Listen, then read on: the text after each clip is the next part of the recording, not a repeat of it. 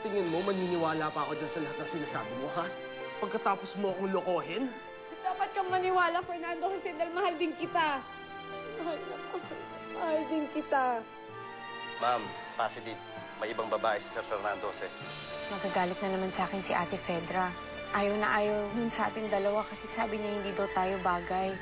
Ilihim muna natin sa pamilya kung tungkol sa relasyon natin. Huwag sabihin, binasted mo na yung manliligaw mo. Napakayaman kaya nun. Aba, ayoko na sa kanya. Dahil karamihan ng mga mayayaman, puro mga kapobre. Sinungaling. Huwag ka magsisinungaling sa akin.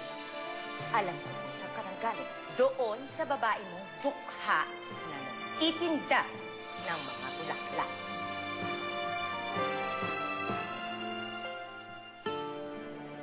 Panginoon ko, tawarin niyo po ako. Nakagawa po kasi ako ng malaking kasalanan. Nagsinungaling po ako sa pamilya ko.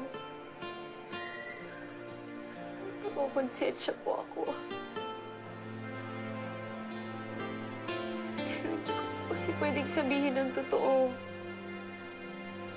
Nagkikita pa kami ni Fernando Jose. Na-boyfriend ko na siya.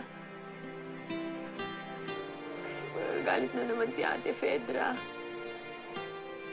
At pag nag-away kami, aatakihin na naman ang sakit si Inay. Kaya pasensya na ho kayo kung nagawa kong magsinungaling sa pamilya ko. Patawarin niyo po sana ako.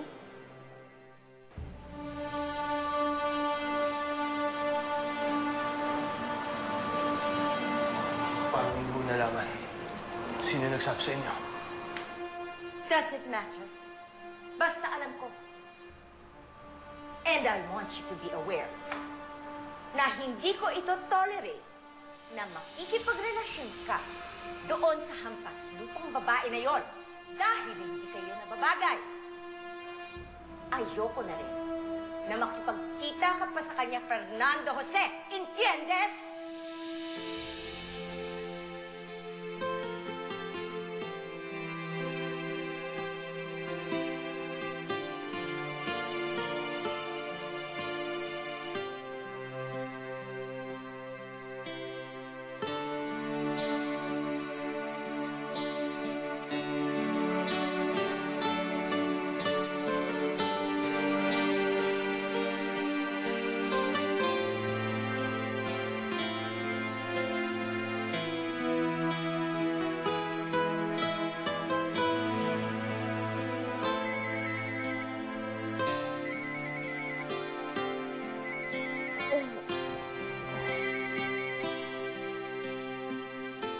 Hello? Bakit ka tumawag? Mahal, sorry ah. Hindi kasi ako makatulog eh. Naiisip kita. Ako rin, Fernando Jose. Naiisip din kita. Ang hirap eh, no? Ang layo natin sa isa't isa. Ang layo-layo ng agwat natin. Fernando Jose, bakit parang malungkot ang boses mo? May problema ba? Fernando Jose, bakit hindi ka makapagsalita? Mukhang papakabahin. Magtapat ka. May problema ba? Hindi, mahal. Walang problema. Sa totoo lang, ang problema ko lang eh ikaw.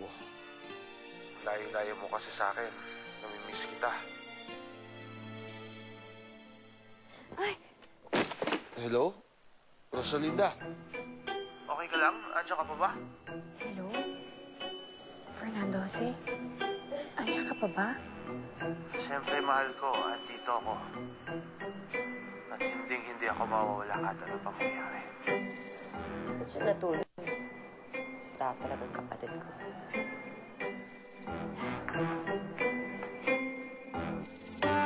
Julio! Magbihis ka! May susugurin tayo! Bilis! Oo.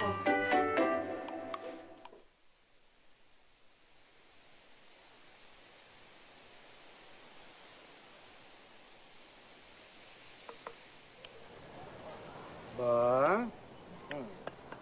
Mukhang masaya ang inaanak ko. Bakit? Rosalinda? Rosalinda, kayo na ba? Nino ko. Nino pa? Ay, di ni Fernando Jose. Naku, inaanak ko. Dinaig pa si Mona Lisa sa mahiwagang ngiti. Rosalinda, ha? Kilalang kilala kita mula nung pagkabata mo, hindi ka nagsisinungaling sa akin. At hindi ka pwedeng maglihim. Ano, magsabi ka ng totoo. Hindi nga, Lucy. Hindi na nagkikita si Rosalinda at saka si Fernando Jose. Hindi na po. Kaya nga nangihinayang ako eh. Kasi bagay na bagay sila. Oo nga. Naku, di ba, nung sa simbahan, bagay na bagay silang dalawa, kumanta si Rosalinda, tapos si Fernando Jose, nagpiano. Mars, akala ko nga, kakasal na sila, yung pala hindi pa eh. Ay, nako. Basta ako, hindi niyo ako makapaniwala na hindi sila nagkikita. Bakit naman po? Diyos ko, eto yan eh, Lucy. Tuwing nakikita ko ang ate mo, laging masaya, kumakanta-kanta pa. Ang ganda-ganda. Diyos ko, ang ate mo, blooming na blooming kaya. Oh, Diyos ko, naniwala. Oo nga, tama. Ganun pag in love, Lucy. Kayo na ba ni Fernando Jose? Opo. Ay! Ay! Pero hindi po sana sasabihin sa pamilya ko. Hindi po nila dapat malaman ng totoo. Lalo na si Ate Fedra. Ha? Eh, bakit naman? Ayaw kasi ni Ate Fedra si Fernando kasi para sa akin. Kahit si Inay, ayaw din niya dahil mayaman daw si Fernando Jose. Kaya kung pwede ho sana, huwag niyo ho munang sasabihin. Para ho hindi sila magalit sa akin. Para hindi nila kami paghiwalayin ni Fernando Jose. Huwag ka mag-alala, Bes. Wala kaming pagsasabihan. Hindi namin sabihin sa pamilya mo. Oo naman, no? Mira, siyempre naman isisikreto namin sa pamilya mo. Hindi namin sasabihin sa kanila. Promise! Saka ito pa eh, isipin mo na lang. Kung ang ate mo at saka yan si Fernando Jose hindi nagkikita, eh di sana ang lungkot-lungkot niyan kahit saan mo makita. Di sana lagi yan nakabusangot, tuyot na tuyot. Ganun yun. Naku, talaga ang mga paniwala. Oo nga, Mars. Mars, may tama ka dyan, Mars. Katabi mo lang ako. Feeling ko talaga. Oo nga, Mars. Pero hindi naman po sinungaling ang ate Rosalinda ko eh. Lucy, bata ka pa nga.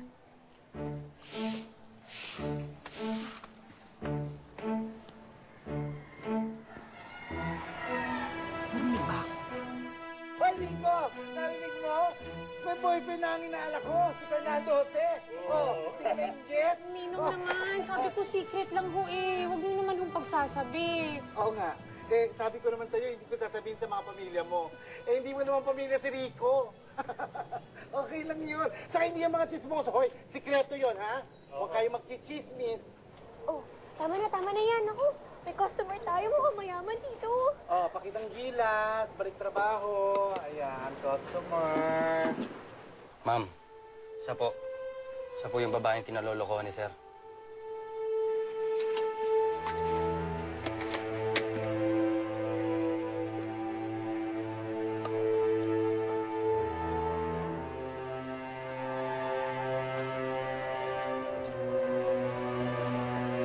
Hello, madam.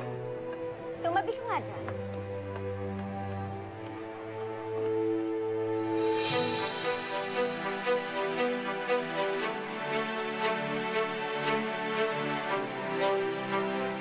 Dumating siya sa buhay ko.